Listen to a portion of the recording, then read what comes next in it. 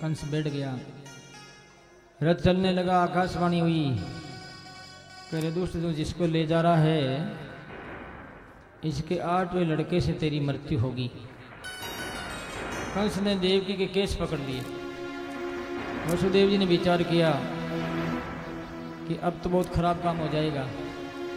समझाने लगे, धैर्य धारण किया, समझा रहे हैं कि आपकी छोटी बहन है और आप इनको मार देंगे तो बहन की हत्या बहुत भयंकर निंदनीय कर्म है, लोगों में आपका भाव खत्म हो जाएगा, ये ठीक नहीं है।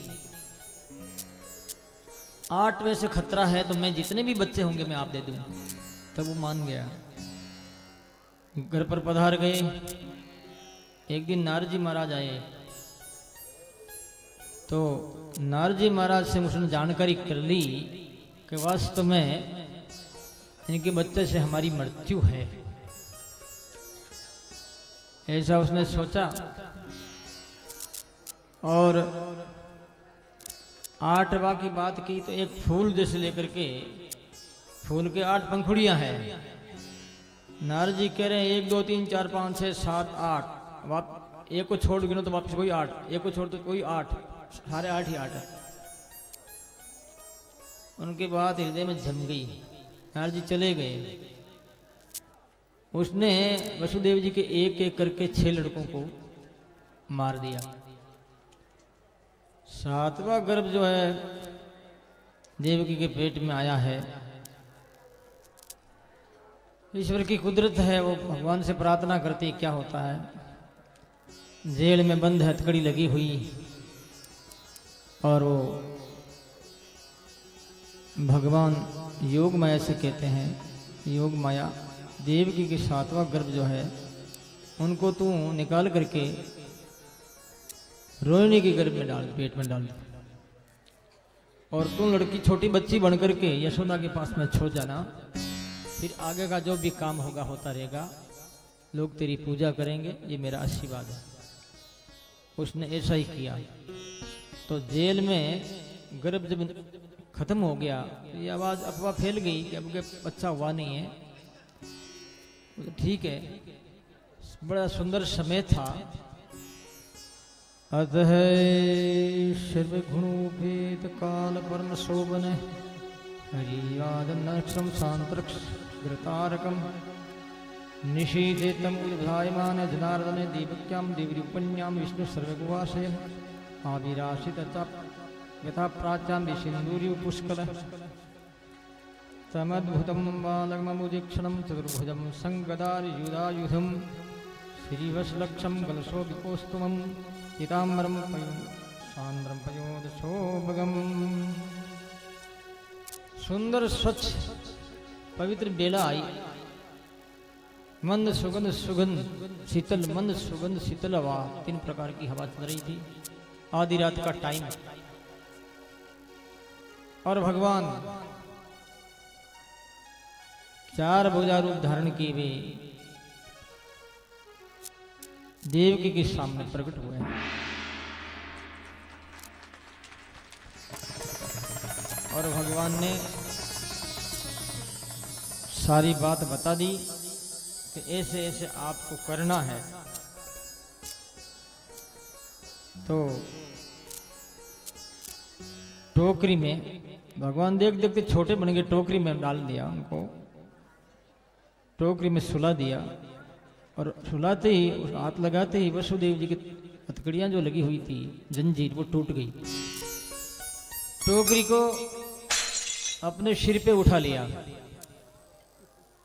गेट खुल गया, ताले टूट गए।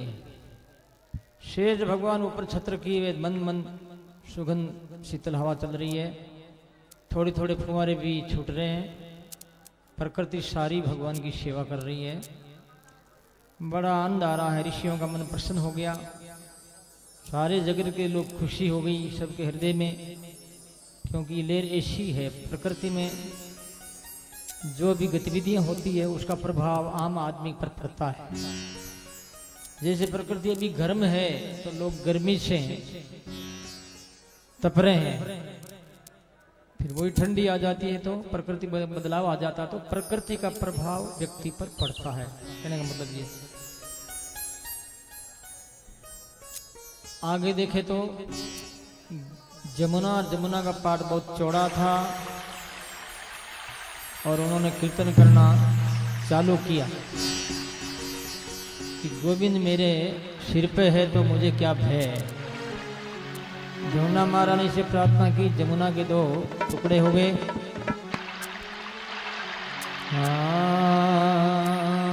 गोविंद मेरो है, गोपाल मेरो है, गोविंद मेरो है, गोपाल मेरो है, श्री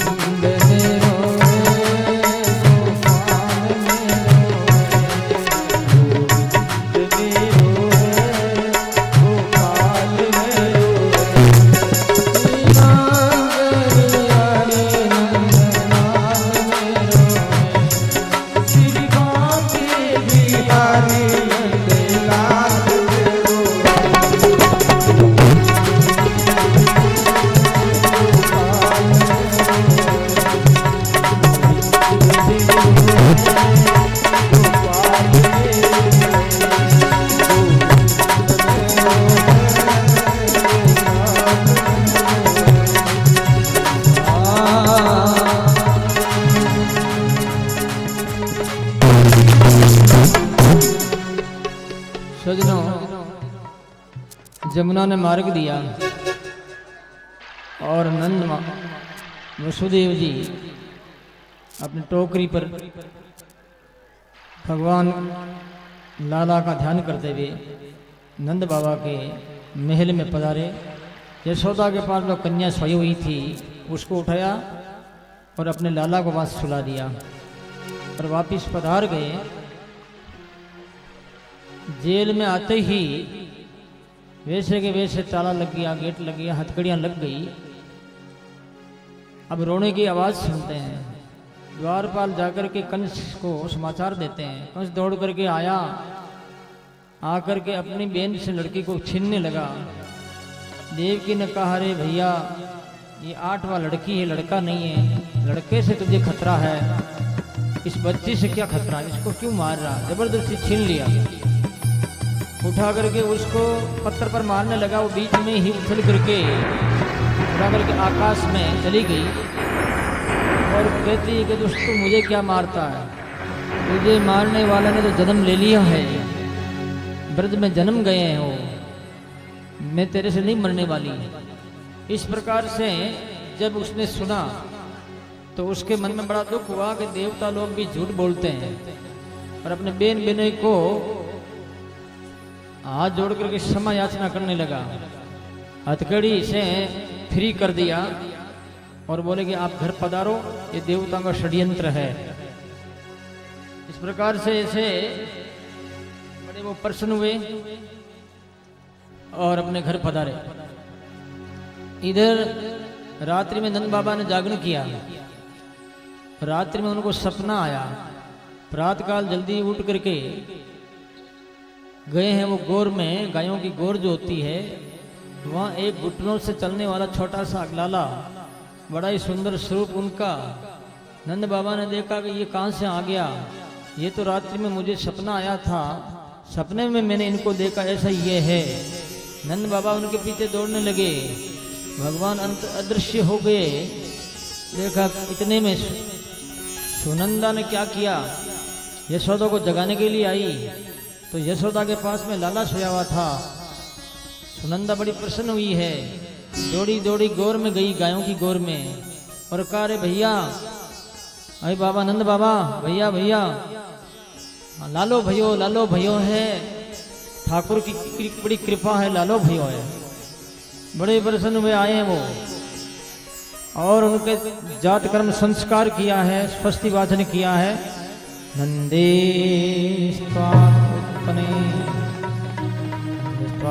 उत्पने जात हलालो महामना आहूय विप्रान वेद ज्ञान स्नात शुचिरलंकृत है। इस प्रकार से जो भी प्रक्रिया है वो पूरी की गई, और नंद बाबा ने नंदोत्सव के रूप में एक आनंद लेने के लिए उस आनंद को स्वरूप किया गया। और ये आवाज, ये समाचार पूरे ब्रज में लगे, तो सारी औरतें नाना प्रकार की थालियां मांग रही है वस्तु में रख करके, और वो नंद बाबा के घर पर आ रही है, और वो कीर्तन करते हैं सब। अरे बाजे बाजेरी बधाई मैया तोरे अंगना, बाजे मैया तोरे अंगना, मैया तोरे अंगना, मैया तोरे अंगना, मैया तोरे अंगना, मैया तोरे अंगना, बाजे बाजे मैया तोरे अंगना, बाजे बाजे मैया तोरे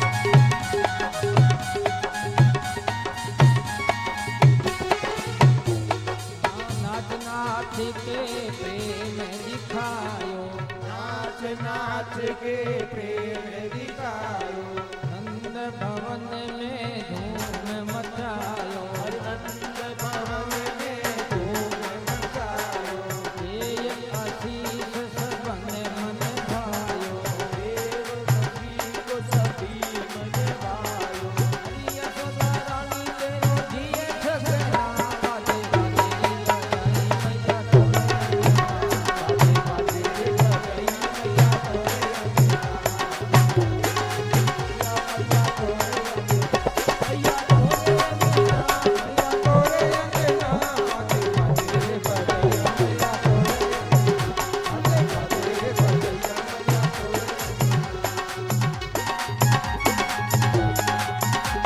नंद के आनंद भयो आनंद भयो जय कन्हैया लाल की, हाथी दीना घोड़ा दीना और दीदी पाल की, और दीदी पाल की, नंद घर आनंद भयो, जय कन्हैया लाल की, नंद घर आनंद भयो, जय कन्हैया लाल की, हाथी दीना घोड़ा दीना और दीदी पाल की, हाथी दीना घोड़ा दीना और दीदी पाल की, नंद घर आनंद भयो, जय कन्हैया लाल की, नंद घर आनंद भयो, जय कन्हैया लाल की, हाथी दीना घोड़ा दीना और दीदी पाल की, नंद घर आनंद भयो, जय कन्हैया लाल की, नंद घर आनंद भयो, जय कन्हैया लाल की, हाथी दीना घोड़ा दीना और दीदी पाल की, हाथी दीना घोड़ा दीना यही हाल की।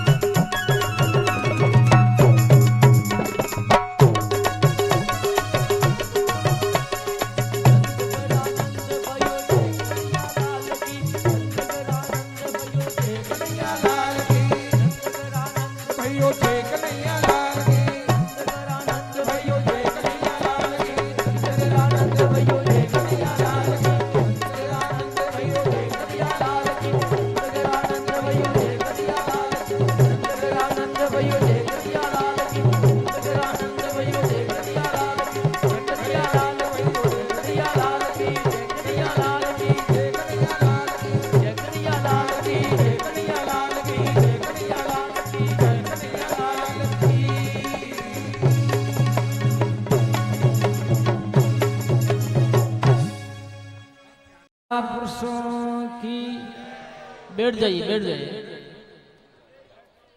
सब बैठे। अब तो ज्यादा नहीं है, आरती होगी, लेकिन उनके पहले थोड़ा सा कार्यक्रम है।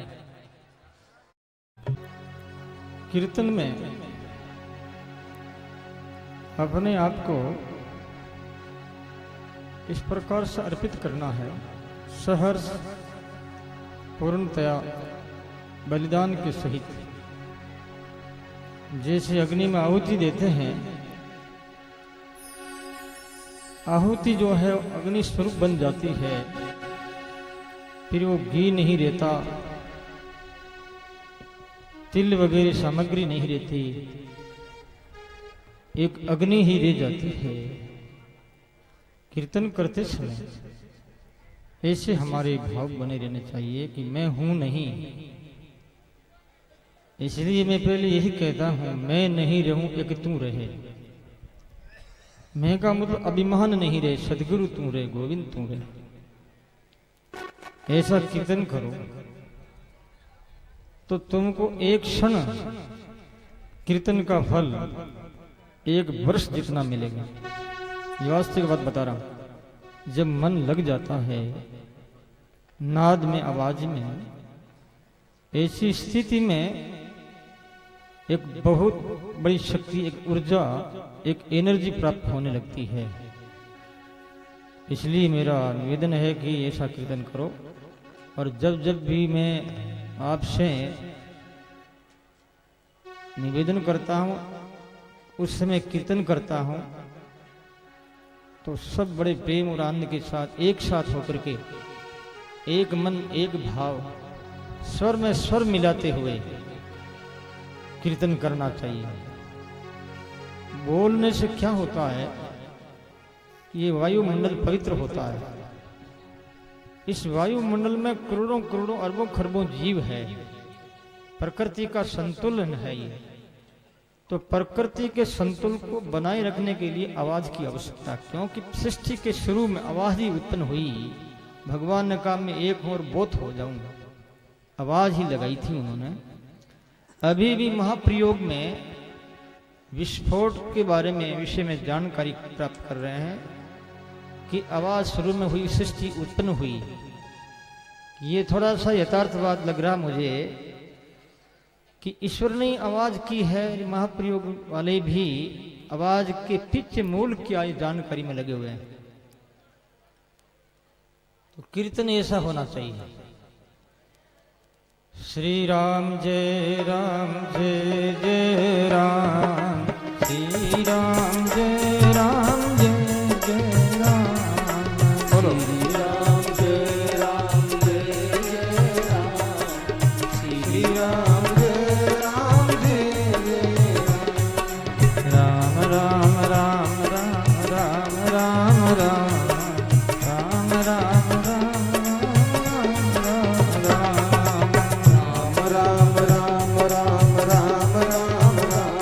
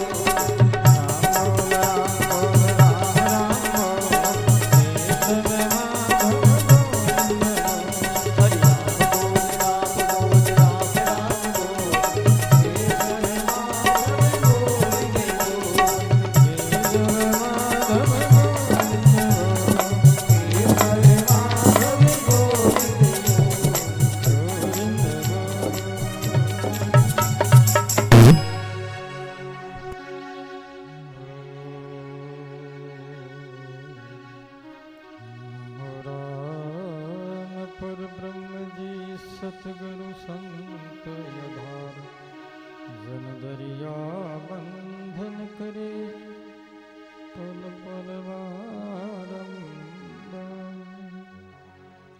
नमो नमो हरि गुरु नमो नमो सब संत जन दरिया बंधन करे नमो नमो भगवन्ते। ओम गजाननं भूतगणादिसेवितं कपीथजम्बोफलसारभक्षणम् उमासुतं शोकविनाशकारकं नमामि विघ्नेश्वरपादपङ्कजम्। ओंकारं मुरलीधरं प्रभुवरं वृन्दावनाधीश्वरं भक्ताभीष्टफलप्रदं सुरवरीराशिपादाम्बुजम् वन्दे रासबिहारिणं निजजनानन्दप्रदं माधवम्।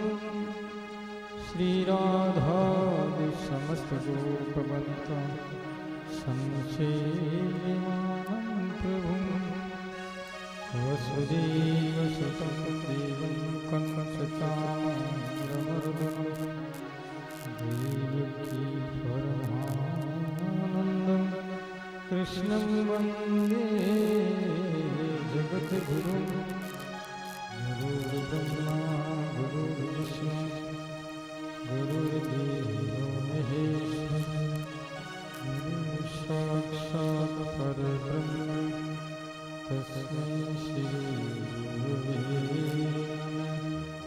सद्गुरुजनदया सहित गुरुदेव हमारा राम नाम सुमिराय पतित को पार उतारा। राम नाम सुमिरन दिया भगति हरि भाव आठ हृदय सरोमति यो के गुरु हरिया।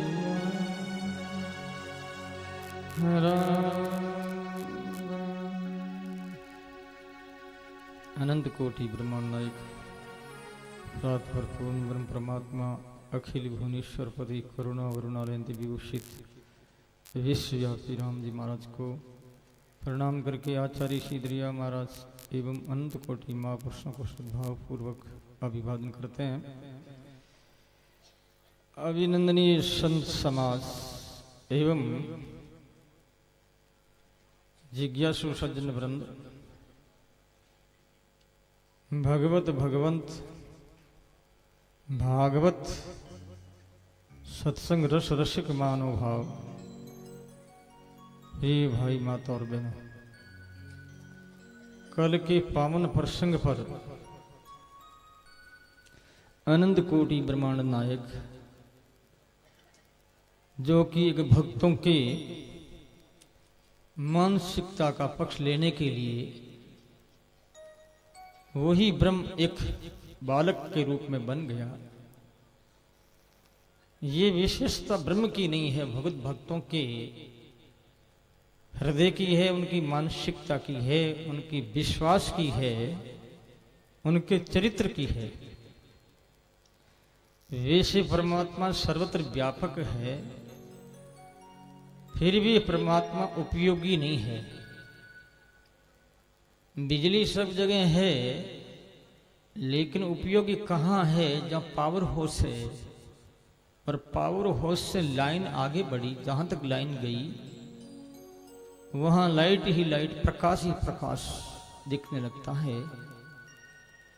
ऐसे भगवान सर्वत्र होने के बावजूद भी संसारिक प्राणी दुखी है, सुख नहीं है उनको। सुखी होने के लिए यदि ठीक कहा जाए, समझा जाए, अनुभव किया जाए, मैं तो कहता हूं सदगुरु ही वास्तव में ईश्वर को आहूत करके और भक्तों के हृदय को दूर बसे हुए दुख को दूर करते हैं। परमात्मा की पुकार, उसमें एक दर्द होता है, उसमें एक तात्पर्य होता है, उसमें एक भयंकर विरह और वेदना होती है। ये वेदना जब तक हमारे हृदय में नहीं उठती है तब तक परमात्मा योग निद्रा में सोए रहते हैं। ये वेदना कब प्रकट होती है? जब चारों ओर से व्यक्ति निराश हो जाता है, जहां भी संपर्क करता, देखता है, विचार करता है, वह निराशा के अलावा कुछ नहीं है। कोई भी सहयोग देने वाला नहीं है, जबकि अपेक्षित होते हुए भी उपेक्षित होता जा रहा है। ऐसी स्थिति में भक्तों का हृदय जब द्रवित होकर के बहने लगता है, तो ऐसे बहने वाले स्रोत में, उस धारा में परमात्मा आते हैं। अवगाहन करने के लिए ईश्वर आता है। उसे भक्तों के विरह की जो धार है पानी जैसी, उसमें स्नान करने का बड़ा आनंद आता है। भगवान को मजा आता है। यद्यपि ये मजा शब्द जो है एक सांसारिक प्रयोग है, आनंद एक ईश्वर प्रयोग है, ईश्वर के साथ। एक कभी कभी लोग भाषा का प्रयोग करके लोगों को समझा दिया जाता है कि जहां भी ईश्वरीय तत्व की बातें आती है, ऐसे समय में मजा नहीं कहना चाहिए, आनंद कहना चाहिए। सांसारिक विषयों में सुख मिलता है, उस समय में मजा कहना चाहिए। सांसारिक चीजों से उत्पन्न होने वाला जो सुख है वो मजा है, आनंद नहीं है।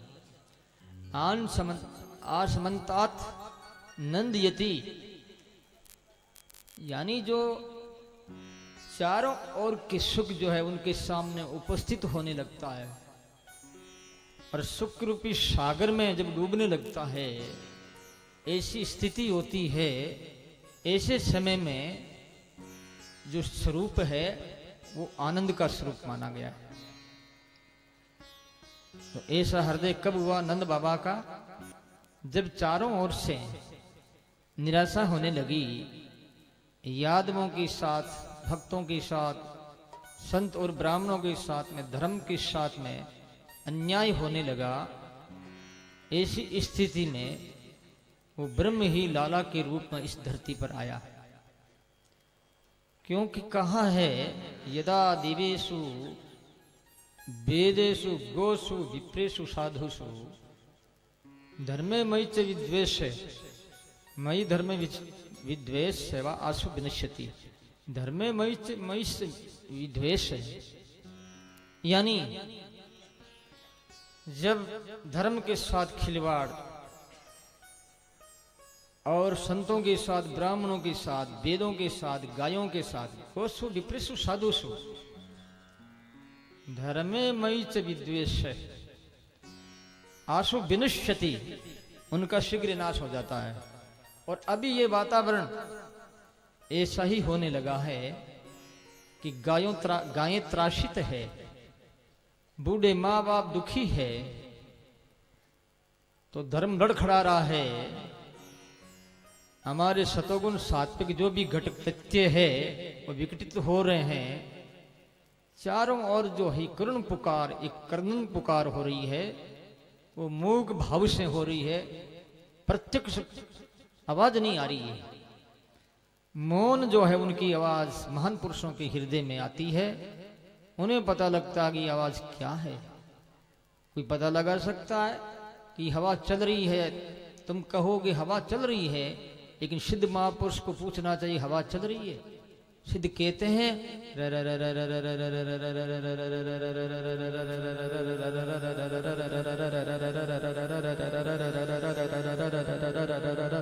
राम राम कर रही। सिद्ध क्या कहता है कि हवा राम राम करी, चिड़िया चहकती है, चिड़िया बोलती है। तुम क्या कहोगे कि चिड़िया बोल रही है? संत क्या कहते हैं? चिड़िया राम राम कर रही। जहां तहां भी हवा की आवाज, घोड़े की खुर की आवाज, गाय की आवाज, प्रकृति की आवाज, पहुंचे हुए महापुरुष को आवाज आती है राम नाम की, क्योंकि सदाई भाव में राम रम रहा है, वो राम में डूबे हुए हैं। ऐसी स्थिति जब बनती है तो वो 100% सक्सेस होता है। कौन? साधक। पुकार की गई, ब्रह्म को आना पड़ा। जो कल नंद महोत्सव के रूप में हम लोगों ने आनंद लिया, लाभ उठाया, हम बड़े धन्यवाद के पात्र हैं, भगवान के लाडले हैं। गंगा का किनारा और ऐसे सुंदर अवसर पर हम भागवत के सानिध्य में बैठ करके कथा अमृत पान कर रहे हैं। इससे बड़ा और लाभ क्या हो सकता है।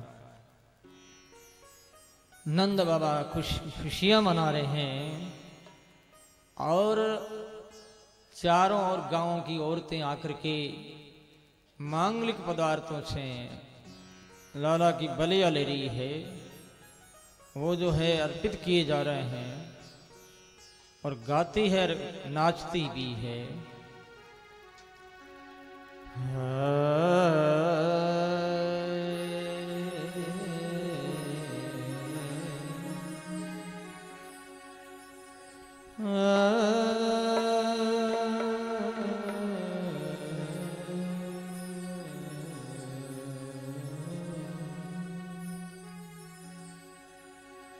जहां पर केवल नंद बाबा का परिवार ही नहीं बल्कि देवता लोग भी ग्वाल बालों के रूप में आकर के, सिद्ध पुरुष भी गायों के रूप में आ रहे हैं तो कोई औरतों के रूप में आ रहे हैं, और नंदोत्सव का आंखों से दर्शन करके बहुत ही रसास्वाद आनंद ले रहे हैं।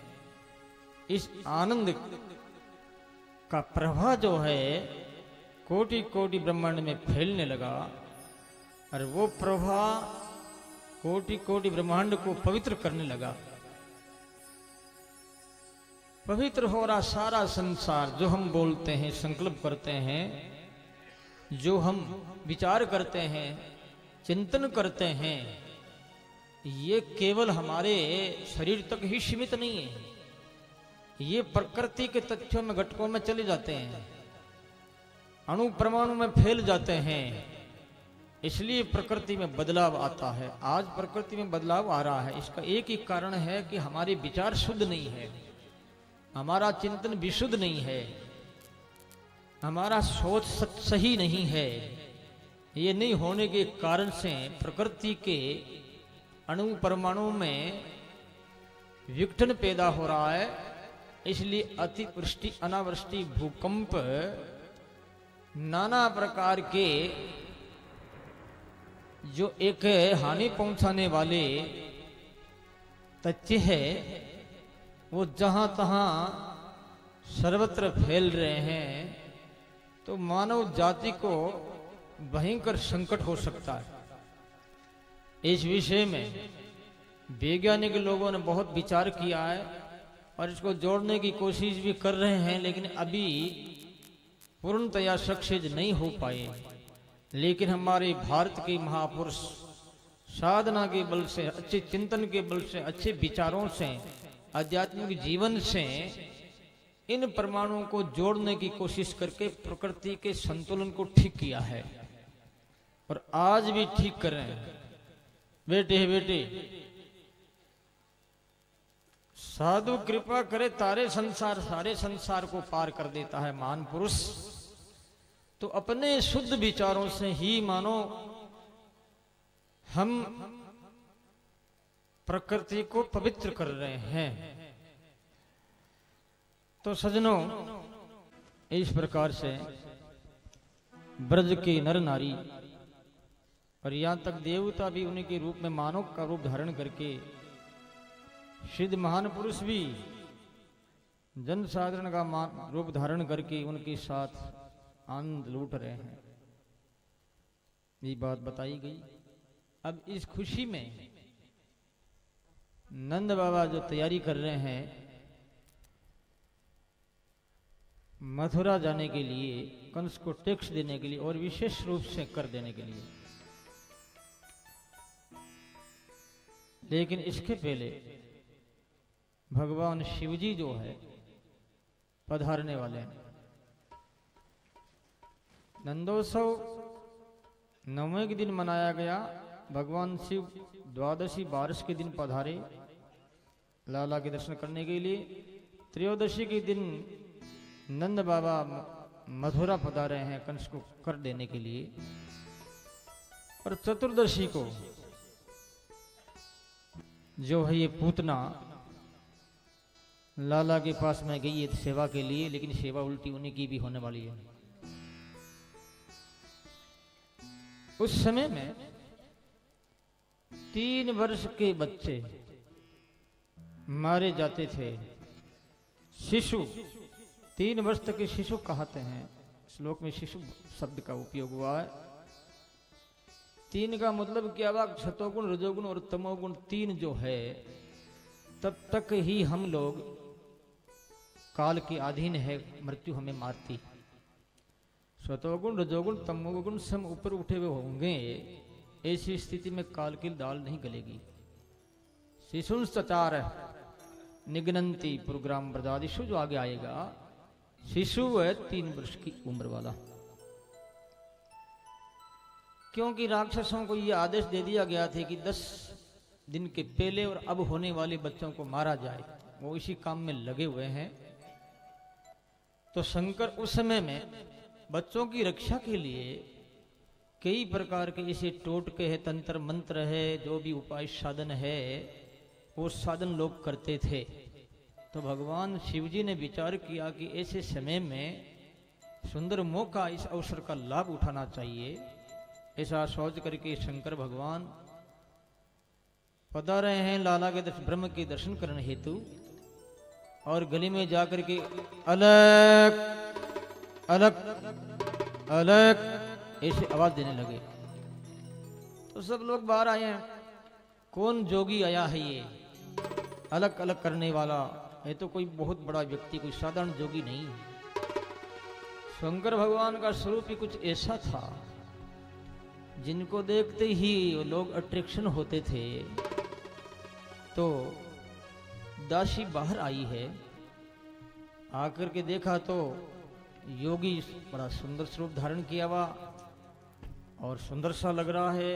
योगी की वेशभूषा सर्प भी पास में, लेकिन बदसूरत नहीं लग रहा है, सुहावना लगता है।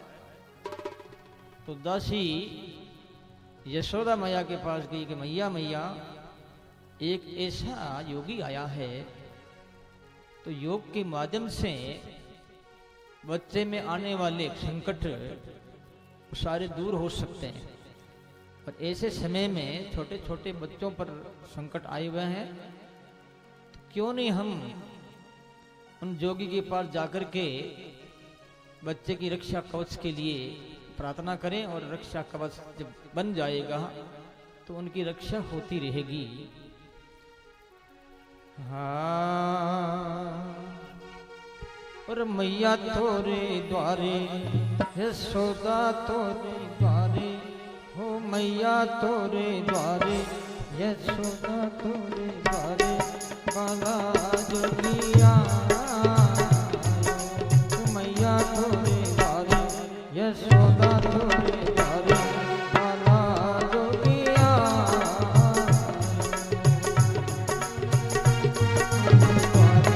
यशोदा तेरे द्वारे, बाला जोगिया।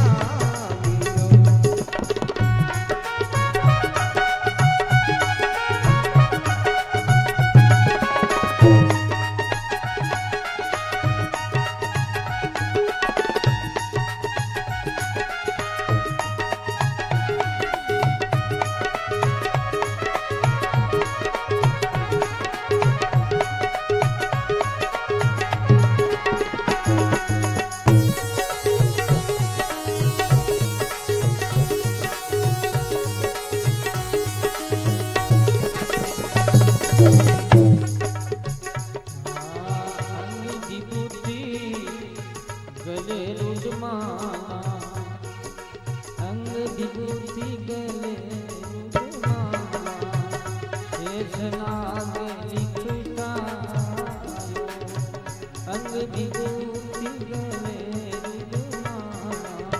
शेषनाग लिखटायो बात मोती नकली भान चंद्रमा घर घरे अलख जगायो मैया तोरे द्वारे हो यशोदा तोरे द्वारे काला जोगिया आयो तो मैया तोरे द्वारे यशोदा तोरे द्वारे काला जोगिया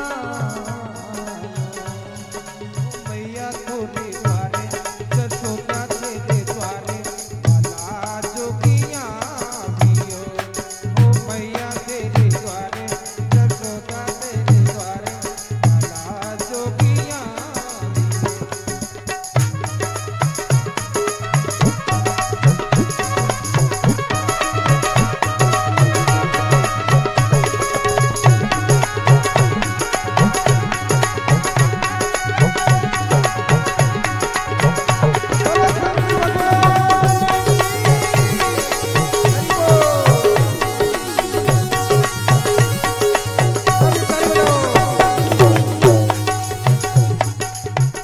लेकर भिक्षा चली नंदरानी लेकर भिक्षा चली नंदरानी कंचन थाल धरायो ओ मैया कंचन थाल धरायो लो भिक्षा जोगी जमासन पर लो भिक्षा जोगी जमासन पर मेरो लालो है जनायो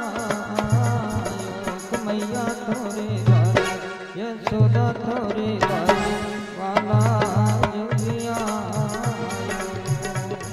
ओ मैया तेरे द्वारे यशोदा तेरे द्वारे काला जोगिया पियो हे मैया तोरे द्वारे यशोदा तेरे द्वारे काला जोगिया पियो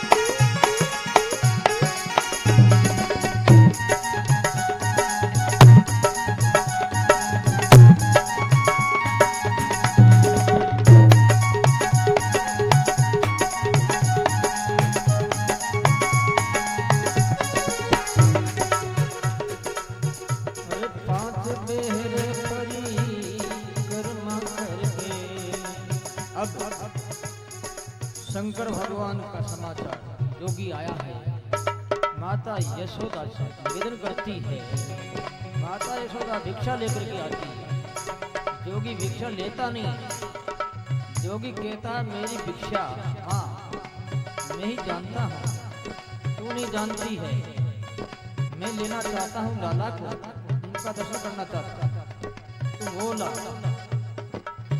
माता यशोदा और प्रेम और आग्रह पूर्वक योगी शिव से कहती है शिव हे योगी आप दीक्षा तो ले लीजिएगा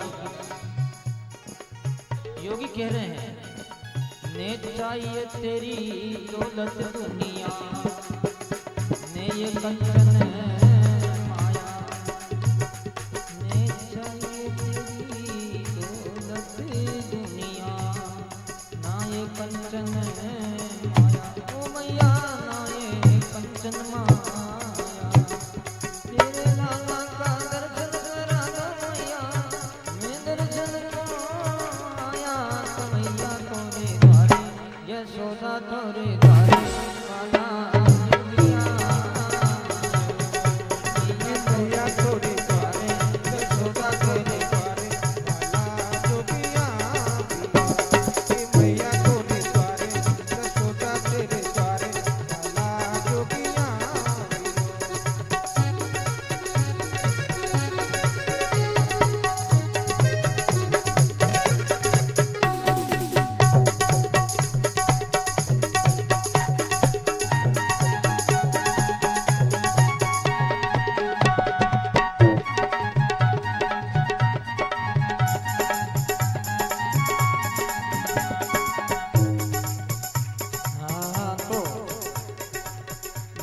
देने के बाद यशोदा को विश्वास आया, मैया यशोदा लाला को लेके आई है और भगवान शिव के हाथों में दिया। भगवान शिव जी लाला को अपने सिर पे बैठाया और चरणों को चूमने लगे कि मैया अब तेरे लाला के अंदर कोई भी बीमारी, बाहरी बीमारी, नाटक मेटक, तांत्रिक लोग, तंत्र इत्यादि इसी प्रकार से हावी नहीं करे पाएंगे, हावी नहीं होंगे। और 5 बेर परिक्रमा करके, 5 बेर परिक्रमा करके श्रृंगीनाद बजा मैया, श्रृंगीनाद बजा। श्याम सूर श्याम मनी हरि कन्हैया, सूर श्याम मनी हरि कन्हैया, जुग जुग जियो तेरो जायो, जुग जुग जियो तेरो जायो। मैया तोरे द्वारे यशोदा तोरे द्वारे पाला जोगिया, मैया तोरे द्वारे यशोदा तोरे द्वारे पाला जोगिया। ये मैया तोरे द्वारे यशोदा तेरे द्वारे पाला जोगिया पिया। ये मैया तोरे द्वारे यशोदा तेरे द्वारे पाला जोगिया पिया।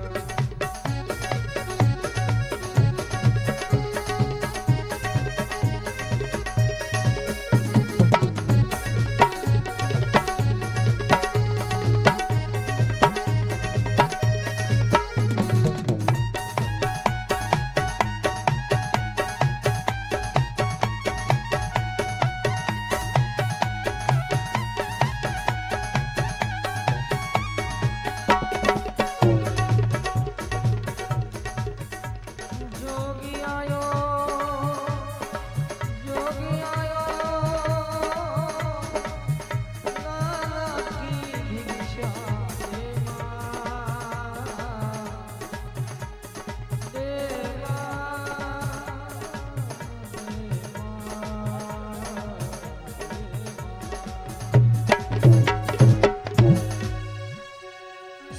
बोलो राम। इस प्रकार से शंकर भगवान 5 परिक्रमा करके पधार गए। माता यशोदा को पूर्णतया विश्वास हो गया कि अब मेरा लाल लाडला निर्विघ्न पूर्वक होगा, और विघ्न आएगा तो भी विघ्न इनके ऊपर हावी नहीं होगा, इन पर प्रभाव नहीं डाल पाएगा। ये माँ को विश्वास हो गया। अब नंद बाबा कर देने के लिए मथुरा पधारे हैं, कंस मिला है।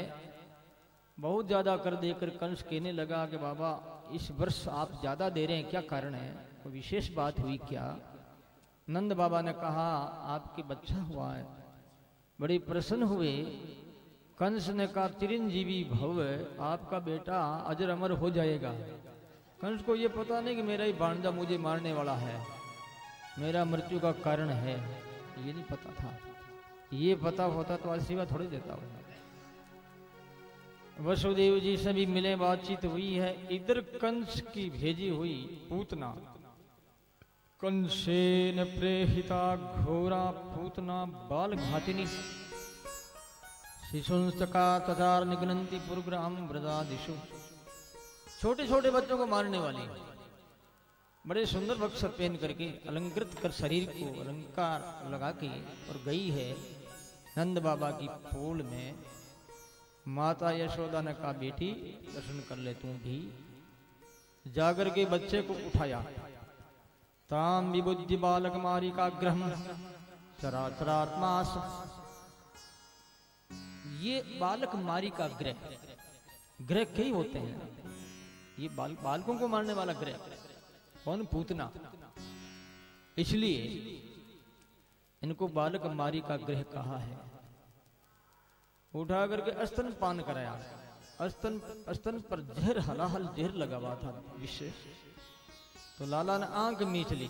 ताम विबुद्धि बालक मारी का ग्रह देह करके आंख क्यों मीची? आंख इसलिए मीची, आंख बंद करने का कारण कई बताते, मैं एक दो कारण बता दूंगा कि तू अब है तो बहुत पापनी, लेकिन मैंने तेरे वस्तन को मुंह में लिया हूं तो मुझे भी समझना जरूरी है कि ऐसे पापने का क्या उद्धार करना चाहिए या नहीं करना चाहिए।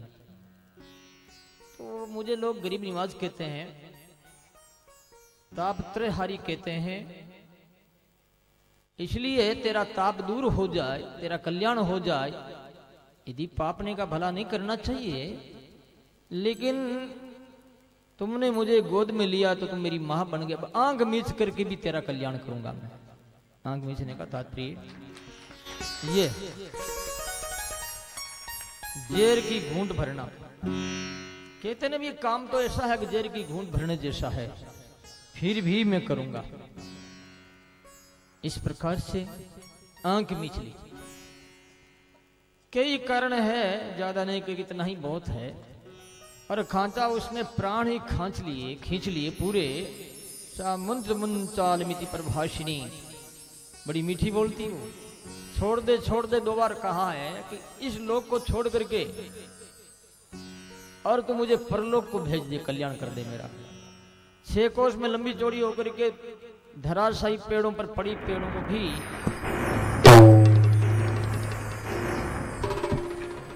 धराशायी कर दिया।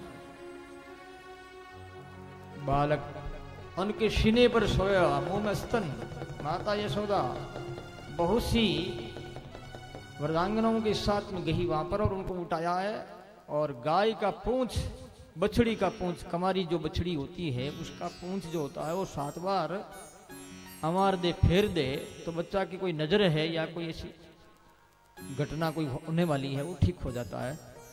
और वैसे पूतना अष्टक भी है भागवत में, जो कि 22 श्लोक से लेकर के 29 श्लोक तक पूतना अष्टक, जिसमें लास्ट में एक श्लोक याद कर ले वो भी बहुत है।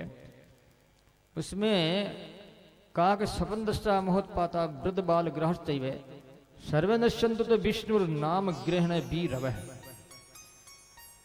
चाहे वो बालक ग्रह है, चाहे बड़े ग्रह, छोटे ग्रह, कैसे भी है, सपना में भी है या बाहर भी है, तो भगवान का नाम लेने से सारे ग्रह शांत हो जाते हैं। ईश्वर के नाम में कितनी शक्ति है। जब ही नाम हृदय धर्यो भयो पाप को नाश, मानो छिनगी अग्नि की पड़ी पुराने घाव। नाम हृदय में आते ही सारे पापों का नाश हो जाता है। ये भागवत में कह रहे हैं सुखदेव जी महाराज। तो ये साधन उपाय किए गए। नंद बाबा आ रहे हैं, देखा कि ये क्या हो रहा है। उसके बाद नंद बाबा ने परसों से कुलाड़ियों से शरीर को काट काट करके दाह क्रिया संस्कार किया है, तो उसमें सुगंधी आ रही है। भगवान के अंग स्पर्श होने से अविद्या भी विद्या का रूप में बदल जाती है। अविद्या होती दुर्गंध है। पूतना चतुर्दशी के दिन आई, ये 14 के दिन क्यों आई? हमारे 5 ज्ञानेंद्रियां, 5 कर्मेंद्रियां, 10 और मन बुद्धि अहंकार, ये 14 है। अविद्या 14 स्थानों में रहती। ये पूतना और भगवान राम के समय में जो शूर्पणखा थी, एक ही बात है। कैकेयी ने 14 वर्ष के पीरियड राम को वनवास दिया, क्योंकि इनमें अविद्या रहती है। भगवान राम राक्षसों को मारेंगे, भक्तों का उद्धार करेंगे, अविद्या नष्ट हो जाएगी।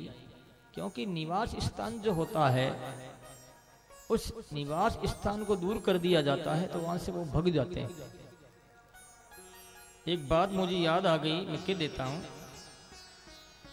एक बार मैंने श्रीमद् भागवत की कथा जोधपुर जिला आशोक गांव में किसी एक ब्राह्मण के कहने से उनके घर के सामने भागवत की कथा की। और वो घर बहुत ही पुराना था, प्राचीन, उसकी बड़ी सुंदरता ऐसे घड़ाई में। तो हम लोगों ने कथा की, उन घर का जो मालिक था पूरे पहले एक दो पीढ़ी, सेठ और सेठानी दोनों भूत प्रेत योनि में थे। मेरा राम रात्रि में उस घर के ऊपर छत पर सोना, और भी संत थे, लेकिन एक जो संत था उस घर के ऊपर एक कमरा बना हुआ था, कमरा की छत पर वो सोया। सेठ और सेठानी प्रेत बने हुए छत के दीवार के ऊपर बैठ करके सेठ सेठानी से कहता है कि सेठानी, अभी यहां पर तो भागवत हो रही है और रेण वाले महाराज आए हैं, अब तो घर छोड़ना पड़ेगा। मैं आपको बता रहा हूं संत के अनुसार उसने बात